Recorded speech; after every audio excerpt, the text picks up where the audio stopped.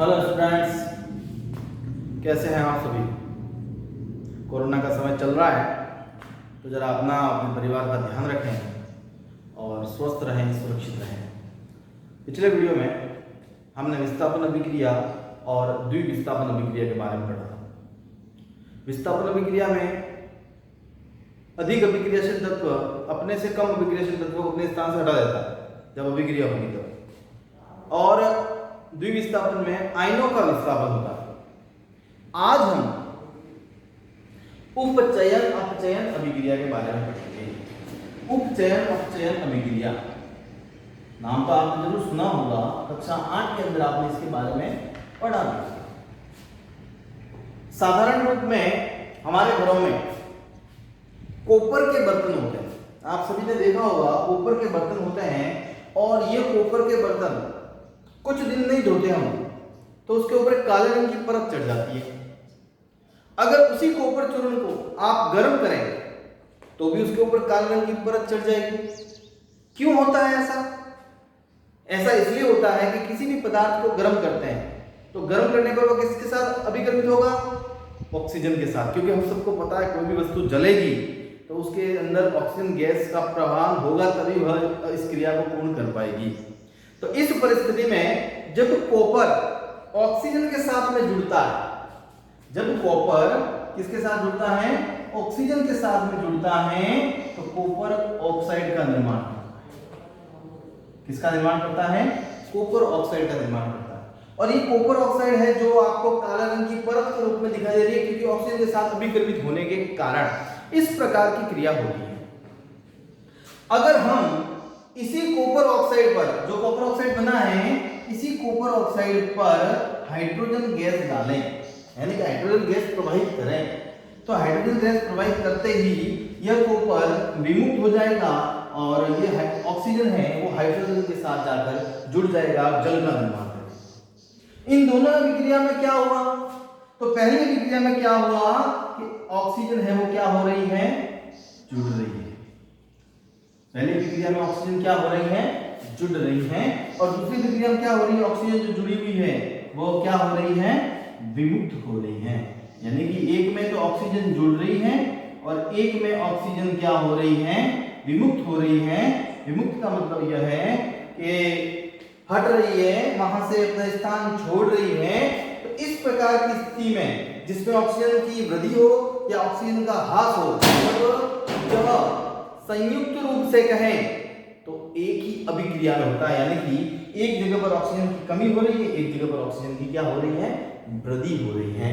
तो उस परिस्थिति में आप कह सकते हैं कि जिसमें ऑक्सीजन की वृद्धि हो रही है वो उपचयन है, और जिसमें ऑक्सीजन की कमी हो रही है, ह्रास हो रहा है, वो कौन सी अभिक्रिया कहलाएगी? आपके अपचयन की अभिक्रिया कहलाएगी। तो जरा यहाँ ध्यान देंगे, कॉपर और ऑक्सीजन की जब अभिक्रिया होती है तो कॉपर ऑक्साइड का निर्माण होता है, यानी कि इस कॉपर के साथ में ऑक्सीजन नहीं जुड़ा था पहले, लेकिन अब ऑक्सीजन के साथ अभिकर्मित हो रहा है। जब हमने इसको गर्म किया तब ये अभिकर्मित हुआ, अभिकर्मित होने पर कॉपर ऑक्साइड का निर्माण किया, और ये कॉपर ऑक्साइड का निर्माण करने के कारण कौन सी अभिक्रिया बन रही है? ये उपचयन अभिक्रिया बन रही है। कौन सी अभिक्रिया बन रही है? उपचयन अभिक्रिया बन रही है। इसी प्रकार कॉपर ऑक्साइड में ऑक्सीजन जुड़ा हुआ है, हाइड्रोजन के साथ में अभिक्रिया हो रही है, लेकिन जैसे ये अभिक्रिया पूर्ण होती है ऑक्सीजन टूटकर हाइड्रोजन के साथ जुड़ जाता है और जल का निर्माण करता है। यानी कि अपने अभिकारक में से ऑक्सीजन का विमुक्तीकरण हुआ है, ऑक्सीजन का ह्रास हुआ है, और ऑक्सीजन का ह्रास होना यानी कि कौन सी अभिक्रिया कहलाएगी? आपके अपचयन अभिक्रिया कहलाएगी।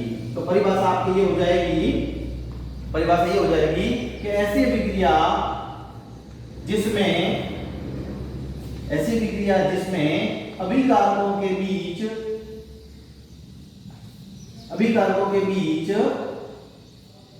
ऑक्सीजन की वृद्धि एवं ह्रास हो उसे उपचयन अपचयन अभिक्रिया कहते हैं। उपचयन अपचयन अभिक्रिया कहते हैं। यानी कि जहां पर वृद्धि होगी वो आपके उपचयन है, और जहां पर कमी होगी वो आपके अपचयन अभिक्रिया कहलाएगी। तो यहाँ पर देखिए वृद्धि हो रही है, अपचयन अभिक्रिया है। यहाँ पर देखिए कमी हो रही है, तो वो कौन सी अभिक्रिया है? अपचयन अभिक्रिया है। इसका दूसरा नाम भी है उपचयन को हम ऑक्सीकरण भी कह सकते हैं, यानी कि इसका दूसरा नाम है ऑक्सीकरण अपचयन अभिक्रिया भी कहा जाता है। ऑक्सीकरण एवं अपचयन अभिक्रिया के नाम से भी इसको हम जानते हैं। पहले अभिक्रिया में आपको ऑक्सीजन जुड़ने वाली स्थिति दिख रही है, दूसरी अभिक्रिया में ऑक्सीजन घटने वाली स्थिति दिख रही है। एक अभिक्रिया का इसमें थोड़ा विपरीत भाग भी है। विपरीत भाग क्या है कि ऐसी अभिक्रिया जहां पर ऑक्सीजन जुड़ रहा है और जहां पर ऑक्सीजन घट रहा है, ऑक्सीजन और न हो तो उस स्थिति में किस तत्व की और बात करेंगे हम? तो ऑक्सीजन न होने पर हम एक और तत्व की बात करते हैं, वो होता है आपके ऑक्सीजन न होने की स्थिति में हाइड्रोजन। क्योंकि प्रकृति के अंदर दो तत्व ऐसे हैं जो हर एक प्रकार के पदार्थ तत्वों के साथ आसानी से विघटित हो जाते हैं, जुड़ जाते हैं, वो है हाइड्रोजन। तो जहां ऑक्सीजन की वृद्धि हो रही है वो उपचयन है, लेकिन जहां हाइड्रोजन का ह्रास होता है वो भी उपचयन अभिक्रिया कहलाती है। दूसरी परिभाषा आप लिखेंगे, ऐसी अभिक्रिया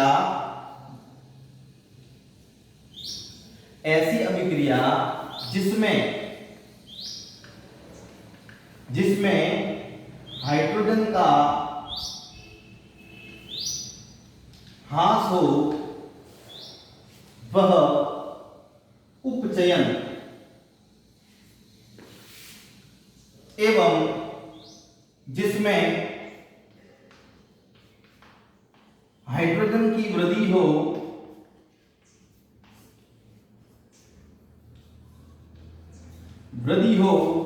उसे अपचयन अभिक्रिया कहते हैं। अपचयन अभिक्रिया कहा जाता है, अपचयन अभिक्रिया उसको कहते हैं। हाइड्रोजन की स्थिति इसलिए है क्योंकि ऑक्सीजन और हाइड्रोजन ये दो ऐसे तत्व हैं जो अधिकांश रूप में कहें तो तत्वों और यौगिकों के साथ में संपर्कित होते हैं, जुड़ते हैं, चाहे गैस रूप में हो, चाहे ठोस रूप में हो, चाहे लिक्विड रूप में हो, किसी न किसी रूप में हो, वह इनके साथ अभिक्रिया करेंगे।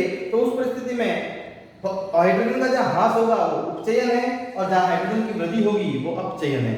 उसका उल्टा ही है जो ऑक्सीजन के साथ हो रहा है, यानी कि ऑक्सीजन में क्या है, ऑक्सीजन की जहां वृद्धि हो रही है वो उपचयन है, लेकिन जहां ऑक्सीजन की वृद्धि हो रही है वहां हाइड्रोजन का ह्रास होगा तो वो उपचयन पूरी होगी, अलग रूप में देखेंगे तो। और अगर जहां पर ऑक्सीजन का ह्रास हो रहा है वहां हाइड्रोजन की वृद्धि हो तो वो अपचयन अभिक्रिया आपके कहलाती है। तो यहां पर जरा ध्यान देंगे, CuO plus H2 is equal to Cu plus H2O, ये आपके सामने अभिक्रिया है। उपचयन और अपचयन आपने सिंगल रूप में यानी कि एक अपने अलग रूप में आपने समझ ली कि जिसमें ऑक्सीजन की वृद्धि हो रही है वो उपचयन है, जिसमें ऑक्सीजन का ह्रास हो रहा है वो अपचयन है। लेकिन कुछ अभिक्रियाएं ऐसी होती है जिसमें ऑक्सीजन की वृद्धि भी होती है, साथ साथ में ऑक्सीजन का ह्रास भी होता है, यानी पूरी एक ही अभिक्रिया में दोनों क्रियाएं साथ में होती है। जैसे देखेंगे इसी अभिक्रिया के अंदर जो आपके सामने लिखी हुई है, इसमें ऑक्सीजन जुड़ा हुआ है लेकिन इसमें ऑक्सीजन नहीं है। परिभाषा क्या कह रही है, ऐसी अभिक्रिया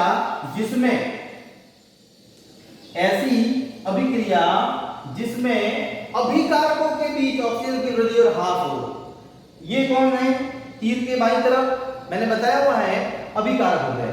अब अभिकारकों में ही ऑक्सीजन की वृद्धि और ह्रास होना है, तो अभिकारकों के बीच ऑक्सीजन की वृद्धि और ह्रास हो तो वह उपचयन अपचयन हो। और इस अभिक्रिया में दोनों ही क्रिया हो रही है। पहली स्थिति में यहाँ पर ऑक्सीजन जुड़ा हुआ है, लेकिन जैसे ही उत्पाद बन रहा है ऑक्सीजन क्या हो रहा है, घट रहा है, यानी कि यहाँ पर ऑक्सीजन का क्या हो रहा है, ह्रास हो रहा है। ऑक्सीजन का ह्रास का मतलब कमी हो रही है। क्या हो रही है, कमी हो रही है। इसी प्रकार यहाँ पर ऑक्सीजन जुड़ा हुआ नहीं है, लेकिन अभिक्रिया संपन्न होने पर ऑक्सीजन इसमें क्या हो जाता है, जुड़ जाता है। तो यहाँ पर क्या हो रही है, ऑक्सीजन की वृद्धि हो रही है। ऑक्सीजन की क्या हो रही है, वृद्धि हो रही है। ऐसी अभिक्रिया जिसमें ऑक्सीजन का ह्रास और ऑक्सीजन की वृद्धि दोनों साथ साथ होती है। तो ऑक्सीजन की वृद्धि हो रही है, ऑक्सीजन का ह्रास हो रहा है। तो इस प्रकार की अभिक्रिया को पूर्ण रूप से कहें तो उपचयन अपचयन अभिक्रिया कहते हैं। या इसका दूसरा नाम है, उस अभिक्रिया का नाम है रेडॉक्स अभिक्रिया कहते हैं। कौन सी अभिक्रिया कहते हैं? रेडॉक्स अभिक्रिया कहा जाता है। यानी कि ऐसी अभिक्रिया जिसमें ऑक्सीजन की वृद्धि और ऑक्सीजन का ह्रास दोनों साथ में हो, यानी कि ऐसी अभिक्रिया जिसमें उपचयन और अपचयन दोनों साथ में ही हो, उस अभिक्रिया को हम रेडॉक्स अभिक्रिया कहा जाता है। उसको रेडॉक्स अभिक्रिया कहते हैं। जैसे मैं यहाँ पर भाषा लिख रहा हूँ, जरा आप ध्यान देंगे। रेडॉक्स अभिक्रिया के लिए रेडॉक्स अभिक्रिया हमेशा उपचयन और अपचयन की सम्मिलित अभिक्रिया है, ये ध्यान रहे। तो ऐसी अभिक्रिया जिसमें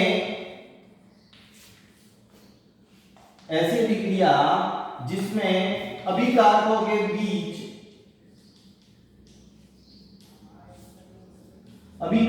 बीच उपचयन एवं अपचयन अभिक्रिया साथ में संपन्न हो,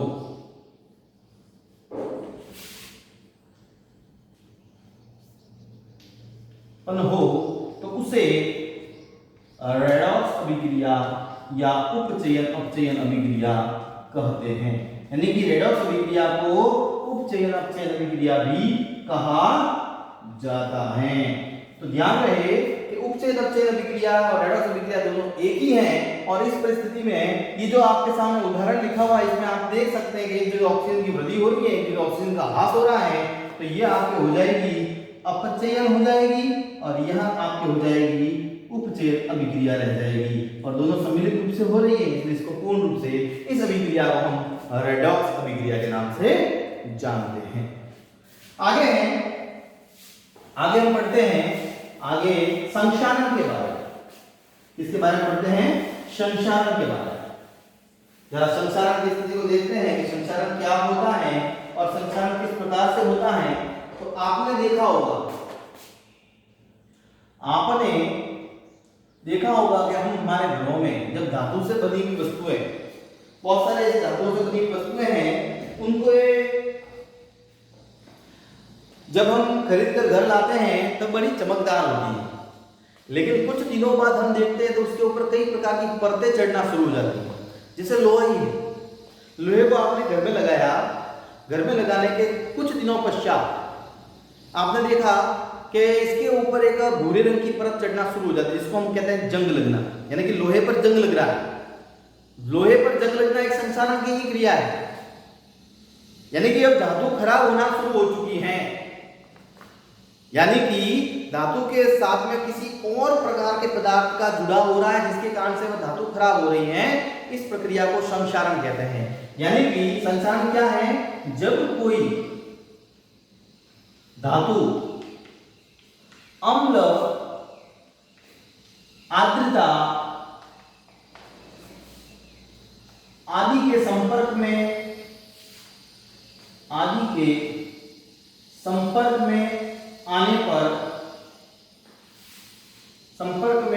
पर अपनी चमक होना प्रारंभ करती है,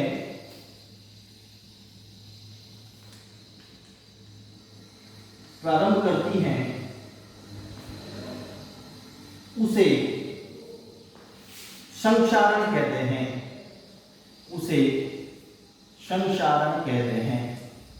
उदाहरण के लिए मैं यहां उदाहरण लिख देता हूं। उदाहरण में है तांबे के ऊपर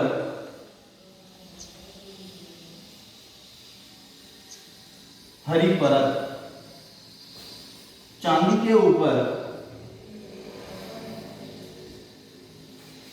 काली परत, लोहे पर जंग लगना। यानी कि जब ये परतें लगना शुरू हो जाएगी तब उस धातु का क्या हो रहा है? संक्षारण हो रहा है। और संक्षारण होने की स्थिति में वो धातु अगर हम समय पर ध्यान दें तो धीरे धीरे उस धातु का फिर नष्टीकरण यानी कि धातु खत्म होना शुरू हो जाएगी। इससे बचाने के लिए जैसे लोहे पर जंग लग रहा है तो जंग से बचाने के लिए लोहे पर क्या करेंगे, तो संक्षारण अम्ल और आर्द्रता के संपर्क में ना आए, यानी कि अभिक्रिया हो रही है और अभिक्रिया हो रही है, उसको संपर्क तोड़ना है, संपर्क में ना आए तो उसके लिए क्या करते हैं, तो कुछ उस लोहे के भाग पर हो सकता है या तो फिर उस लोहे के भाग पर कुछ प्लास्टिक की कोटिंग दी जाए या फिर उस लोहे के भाग पर पेंट किया जाए जिससे अम्ल और आर्द्रता डायरेक्ट लोहे के संपर्क में नहीं आए। और इस परिस्थिति में आप उस लोहे को संक्षारित होने से बचा पाएंगे। तो इसी प्रकार जो तांबा या चांदी है इसको भी समय समय पर हम साफ करते रहेंगे तो हो सकता है कि यह नमी और आर्द्रता के संपर्क में आने पर खराब नहीं हो। अगला है वो है आपके विकृत गंधिता। अगला जो टॉपिक है वो आपके हैं विकृत गंधिता। सबको पता है कि विकृत गंधिता क्या होगी। विकृत गंधिता में आप सभी को पता है कि हमारे घर में अगर हमने कुछ चीजें तैयार की है खाने की और अगर हम उसको कुछ दिन तक रख दें तो उसके अंदर से अलग अलग प्रकार की गंध निकलना प्रारंभ हो जाती है, जिसको हम विकृत गंधिता कहते हैं। यह विकृत गंधिता तेलीय पदार्थों के साथ में ज्यादा होती है। तो जो तेलीय पदार्थ होते हैं वो तेलीय पदार्थ कुछ दिनों तक पड़े रहने पर उसके अंदर से एक स्मेल आना प्रारंभ हो जाती है। इस क्रिया के कारण से उस पदार्थ के अंदर एक अलग प्रकार की गंध प्रारंभ हो जाती है जो उस विकृत गंधिता के लिए जिम्मेदार होती है।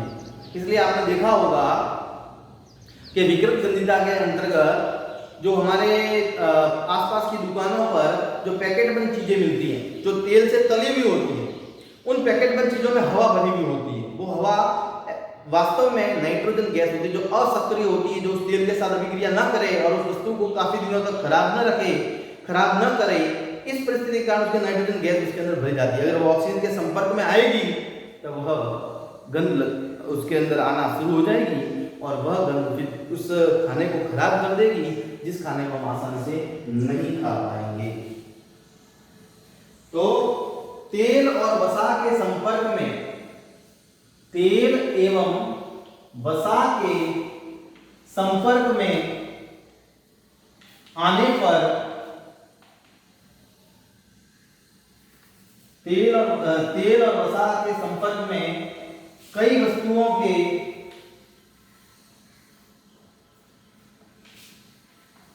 निर्मित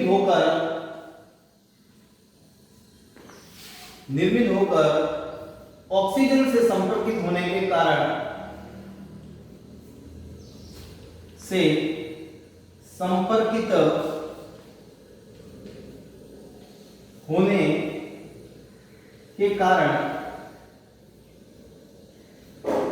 उसमें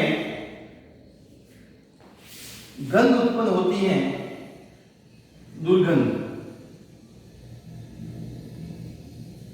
दुर्गंध उत्पन्न होती है।